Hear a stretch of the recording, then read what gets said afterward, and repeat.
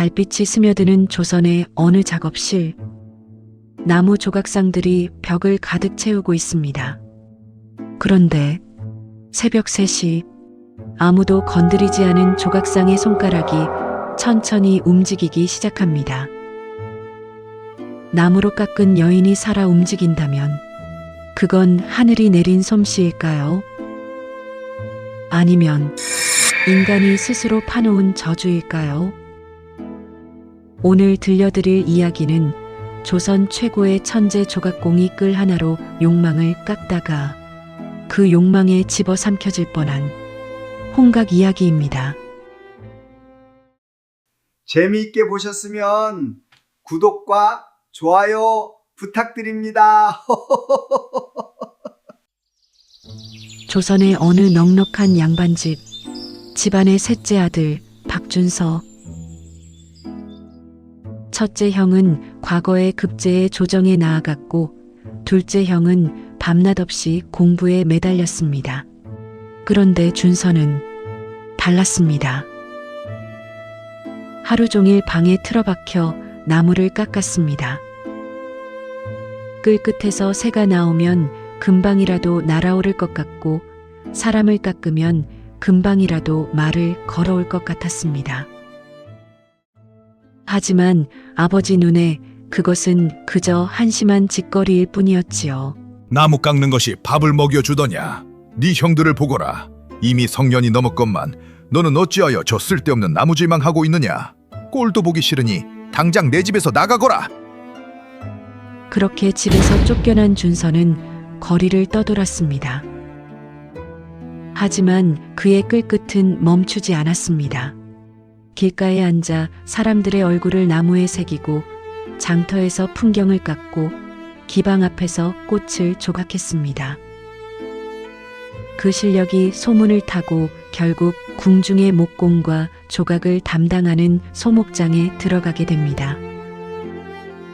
그러나 소목장에서도 준서는 달라지지 않았습니다. 낮에는 끌을 잡고 밤에는 술잔을 잡았습니다. 기방을 드나들며 기생들의 얼굴을 나무에 새겼고 그 조각들이 또 소문이 나서 사람들이 돈을 주고 사갔습니다. 그러던 어느 밤이었습니다. 기생집에서 술에 취해 작업을 하다 그만 대대로 내려온 갑오 조각칼을 바닥에 떨어뜨렸습니다. 끌대가 두 동강이 나고 말았지요. 이런, 아버지께서 물려주신 끌이... 설상가상으로 다음 날 아침 소목장 상관이 준서를 불렀습니다.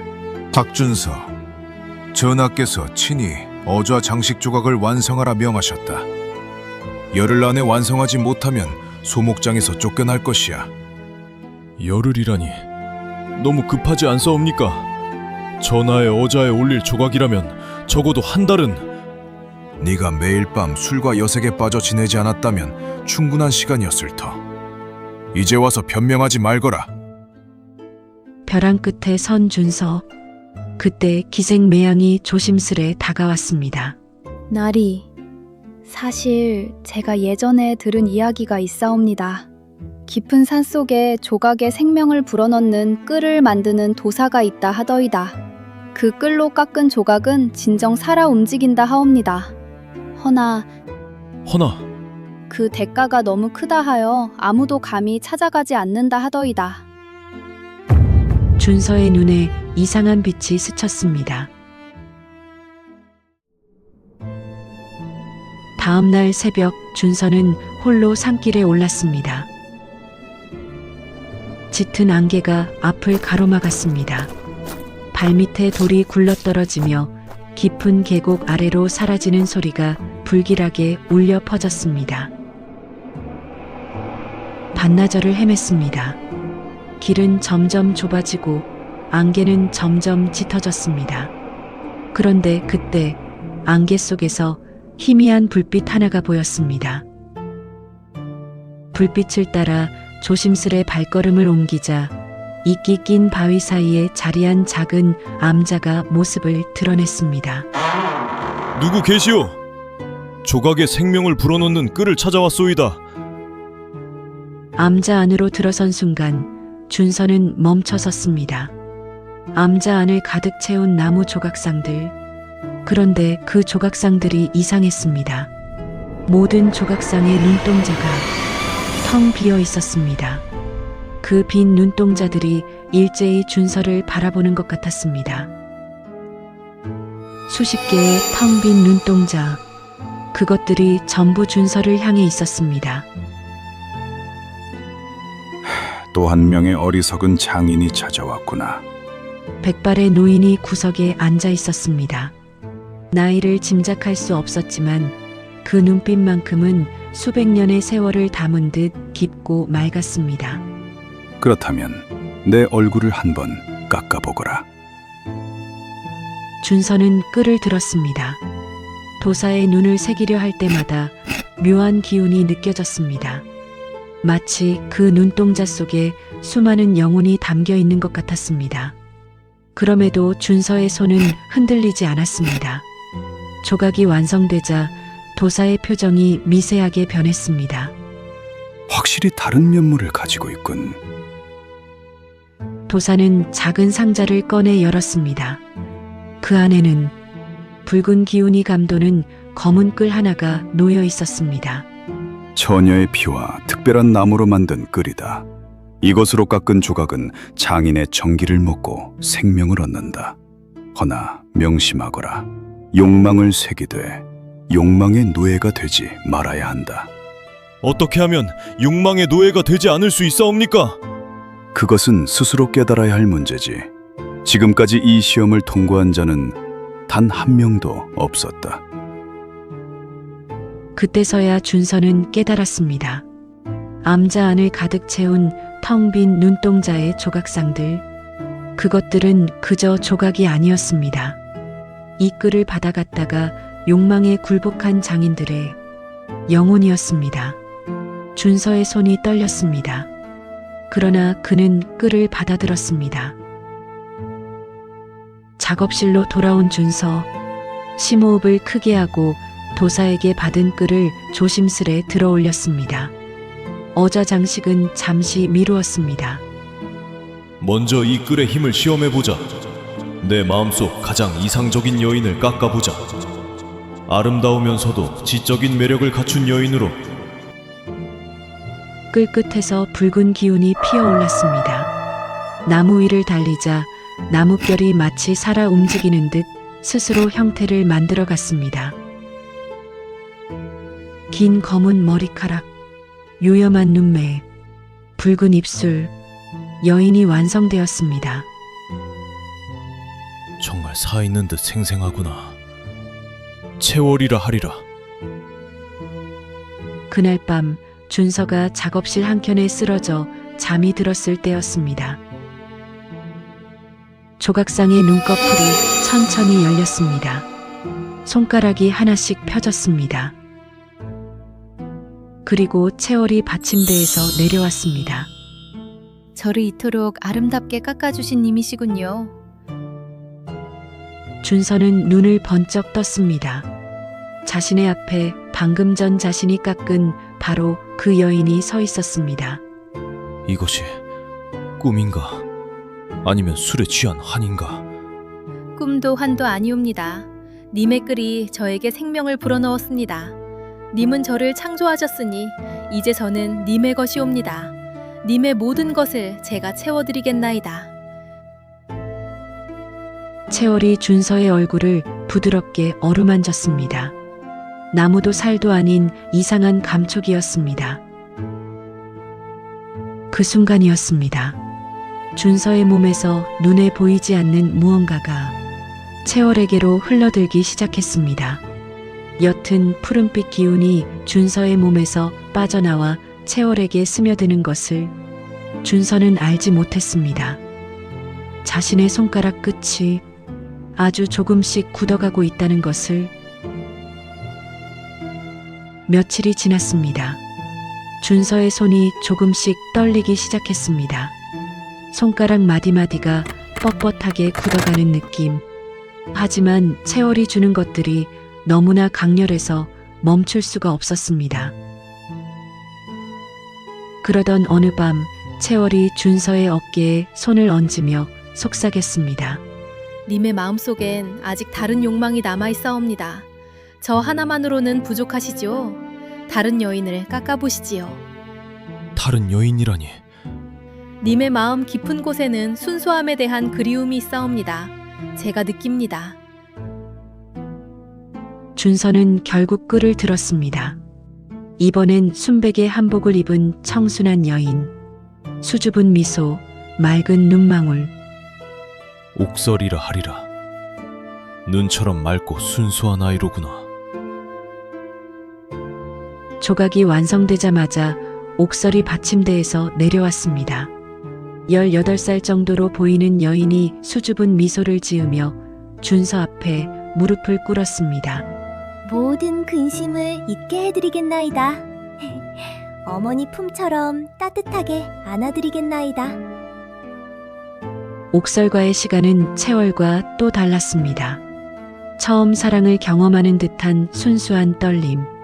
그러나 그 대가로 준서의 손에서 빠져나가는 것들은 2배가 되었습니다. 손가락 2마디가 나무처럼 굳어버렸습니다. 며칠이 지나자 준서는 또 다른 욕망을 느꼈습니다. 이번에는 금기 같은 것이었습니다. 끌로 똑같이 생긴 쌍둥이 자매의 모습을 깎아냈습니다. 흑매, 흑난이라 하리라. 검은 연꽃처럼 신비롭고 금기인 아름다움을 지닌 자매들. 흑매와 흑난은 받침대에서 내려오자마자 준서의 양쪽에 앉아 그를 유혹했습니다. 저희와 함께라면 세상의 어떤 금기도 넘어설 수 있사옵니다. 님은 저희의 것이옵니다. 이제 저희만 있으면 됩니다. 쌍둥이와 함께하는 밤은 준서의 정기를 2배로 빼앗아갔습니다. 손목까지 굳어버렸습니다. 하지만 그는 그 쾌락에 중독되어 점점 더 깊이 빠져들었습니다. 얼굴은 더욱 창백해지고 눈은 충혈되기 시작했습니다. 그리고 마지막 여인. 이번엔 준서 자신도 몰랐던 욕망이었습니다. 풍만하고 따뜻한 눈빛, 어머니 같은 포근함을 주는 여인. 차월이라 하리라. 자월이 받침대에서 내려오자 준서는 그녀의 품에 안겨 어린아이처럼 울었습니다. 그때서야 알 수 있었습니다. 준서가 사실 아버지에게 쫓겨난 그날부터 어머니의 온기를 그리워하고 있었다는 것을. 그의 욕망은 단순한 쾌락이 아니었습니다. 그것은 상처 입은 한 인간의 결핍이었습니다. 이제 저희는 모두 님의 것이옵니다. 하지만 저희도 더 많은 생명력이 필요하지요. 님의 피와 정기를 나눠주시면 저희는 영원히 님과 함께할 수 있사옵니다. 준서는 이미 거부할 힘이 없었습니다. 5 조각상이 준서를 둘러싸고 기이한 의식을 시작했습니다. 끌로 준서의 손목을 살짝 그어 피를 받으며 정기를 빨아들였습니다. 고통과 쾌락이 뒤섞인 황홀경 속에서 준서의 팔꿈치까지 나무처럼 굳어 들어갔습니다. 며칠째 소식이 끊긴 준서를 걱정한 매양이 작업실을 찾아왔습니다. 문을 열고 들어선 매양은 그 자리에 굳어버렸습니다. 눈이 충혈되고 얼굴은 해골처럼 야위고 팔이 반쯤 굳어버린 준서. 작업실 안은 나무 조각상들로 빼곡히 들어차 있었습니다. 그리고 그 조각상들의 눈동자가 매양을 따라 움직이고 있었습니다. 이 조각상들이 살아있는 것 같사옵니다. 나리, 대체 무슨 일이... 그 순간 준서가 갑자기 매양을 향해 달려들었습니다. 그의 눈에는 이미 현실과 환상의 경계가 무너져 있었습니다. 채월아, 네가 왔구나. 오늘 밤도 나와 함께. 나리, 저는 매향이옵니다. 정신 차리시옵소서. 준서가 매양의 손목을 강하게 잡아챘습니다. 굳어버린 손이 쇠처럼 차갑고 단단했습니다. 매양의 비명이 작업실에 울려 퍼졌습니다. 그때 뒤따라 들어온 상관이 준서를 떼어놓고는 뺨을 세차게 후려쳤습니다. 정신 차려라. 뺨을 맞은 준서, 잠깐 눈빛이 돌아왔습니다. 눈물을 흘리며 작업실을 뛰쳐나가는 매양의 뒷모습을 바라보는 준서. 내가 미쳐가고 있구나. 바로 그 순간 5 조각상이 동시에 받침대에서 내려왔습니다. 도망칠 수 없사옵니다. 님은 저희를 창조하셨으니 이제 저희의 세계로 영원히 들어오셔야 합니다. 준서는 도사에게 받은 끈을 집어들어 부러뜨리려 했습니다. 하지만 굳어버린 손에서 끈이 미끄러져 바닥으로 떨어졌습니다. 준서는 느꼈습니다. 자신의 영혼이 조각상 속으로 서서히 빨려 들어가는 것을, 몸이 점점 굳어가며 나무가 되어가는 것을. 그는 소리를 질렀습니다. 누구든 도와줘! 매향아! 바로 그때였습니다. 작업실 문이 열리며 한 인물이 나타났습니다. 도사였습니다. 그는 차갑게 웃으며 준서를 바라보았습니다. 이것이 바로 시험이었다. 네가 욕망을 다스릴 수 있는지 보고자 했지. 시험이라니! 저는 지금 몸이 나무가 되어가고 있는데! 도사는 손을 들어 조각상들을 잠시 멈추게 했습니다. 채월이 분노한 표정을 지었지만 도사의 힘에는 저항할 수 없었습니다. 너와 같은 장인이 수백 명 있었다. 모두 뛰어난 재능을 가졌으나 욕망에 굴복해 조각 속에 갇혔지. 저 암자의 텅 빈 눈동자 조각상들, 그들의 영혼이다. 저는 어찌해야 하옵니까? 이 조각상들에게서 벗어날 방법이 있사옵니까? 진정한 장인은 욕망을 부정하는 것이 아니라 승화시키는 것이다. 이 조각상들은 네 욕망이자 네 내면의 일부다. 부정하는 것은 자신을 부정하는 것과 같다. 인정하되 지배당하지 마라. 그것이 진정한 장인의 길이다. 님, 저희를 버리지 마시옵소서. 저희 없이는 님 더 온전할 수 없사옵니다. 저는 님의 순수함이옵니다. 저를 버리시면 님의 영혼에서 순수함이 사라질 것이옵니다. 저는 님의 모성에 대한 그리움이옵니다. 저를 포용하시면 님의 상처가 치유될 것이옵니다. 준서는 깊은 생각에 잠겼습니다. 그들의 말이 틀리지 않았습니다.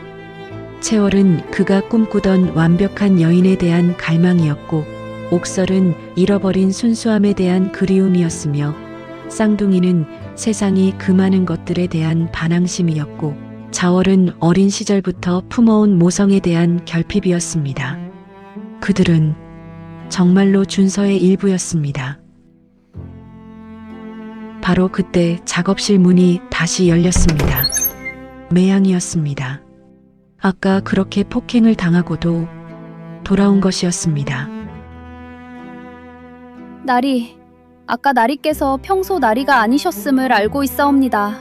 무슨 일인지 말씀해 주시옵소서. 제가 옆에 있겠나이다. 조각상들은 매양을 보자 분노와 질투의 표정을 지었습니다. 채월이 매양을 향해 위협적으로 다가갔습니다. 감히 이곳에 들어오다니. 박준서 나리는 이제 저희의 것이옵니다. 썩 물러가거라. 매양은 조각상들을 볼 수 없었지만 온몸으로 섬뜩한 한기를 느꼈습니다. 그러나 도망가지 않았습니다. 매향아, 네 도움이 필요하다. 손을 잡아다오. 매양이 준서의 굳어버린 손을 꼭 잡았습니다. 그러자 준서는 굳지 않은 쪽 손가락을 살짝 베어 피를 끓에 발랐습니다. 매향아, 눈물 한 방울만 이 끓에 떨어뜨려다오. 나리, 매양의 순수한 눈물 한 방울이 끌 위에 닿았습니다. 그 순간이었습니다. 끌에서 은빛 기운이 피어오르기 시작했습니다. 채월을 비롯한 5 조각상이 동시에 뒤로 물러섰습니다. 그들도 느꼈습니다.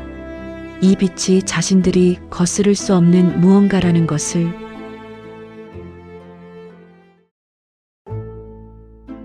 준서가 마지막으로 끌을 들었습니다. 이번엔 어좌 장식도 아름다운 여인도 아니었습니다.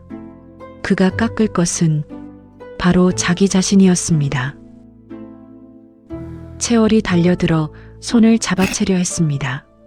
하지만 은빛 기운이 감도는 끌에는 손을 댈 수가 없었습니다. 채워라, 옥설아, 흑매야, 흑나나, 차오라. 너희는 내 욕망이자 내 일부다. 나는 너희를 부정하지 않는다. 하지만 이제 너희는 내 예술로 승화될 것이다. 끌이 나무 위를 달렸습니다. 자신의 모습을 깎되 그 주위에 채월, 옥설, 흑매, 흑난, 자월의 모습을 함께 새겼습니다. 조각이 완성되어 갈수록 5 조각상의 몸이 점점 투명해지기 시작했습니다. 그들은 더 이상 독립된 존재가 아니라 준서의 영혼의 일부로 돌아가고 있었습니다. 준서의 굳어있던 손이 서서히 풀리기 시작했습니다.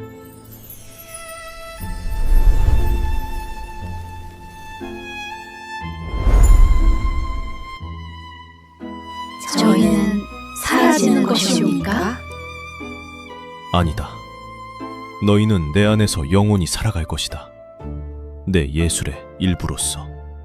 5 조각상은 마지막 순간에 각자 미소를 지으며 준서의 자각상 속으로 스며들었습니다. 그들의 모습은 이제 자각상 주변의 희미한 형체로만 남았습니다. 그것이었습니다. 그들은 사라진 것이 아니었습니다. 준서의 예술 속에서 영원히 살아가게 된 것이었습니다. 잘했다. 네가 처음이구나. 그 순간 도사의 몸이 흔들리기 시작했습니다. 피부가 주름지고 늙어가며 연기처럼 변해갔습니다. 수백 년간 후계자를 기다리던 존재. 단 한 명도 시험을 통과하지 못해 이 세상에 묶여있던 도사는 그렇게 연기처럼 사라졌습니다. 이틀 후 준서는 임금 앞에 무릎을 꿇고 어좌 장식 조각을 올렸습니다. 그 자리에 있던 모든 이들이 탄성을 내뱉었습니다. 조각 속에는 단순한 나무가 아니었습니다. 왕의 위엄과 고뇌, 인간적인 감정, 내면의 갈등까지 모든 것이 나뭇결 속에 담겨 있었습니다. 그리고 자세히 보면 조각 곳곳에 희미하게 여인들의 형체가 녹아 있었습니다. 그것은 준서의 욕망이 승화된 예술적 표현이었습니다. 준서는 소목장 최고의 자리에 오르게 되었습니다. 세월이 흘렀습니다. 바닷가 작은 집, 준서와 매양은 함께 늙어갔습니다. 서방님, 조각상이 또 살아 움직이는 것 같아요. 파도를 깎아놓은 것이 실제로 일렁이는 것 같사옵니다. 이 조각 속 바다는 상처 입은 사람들에게 위안을 줄 것이요.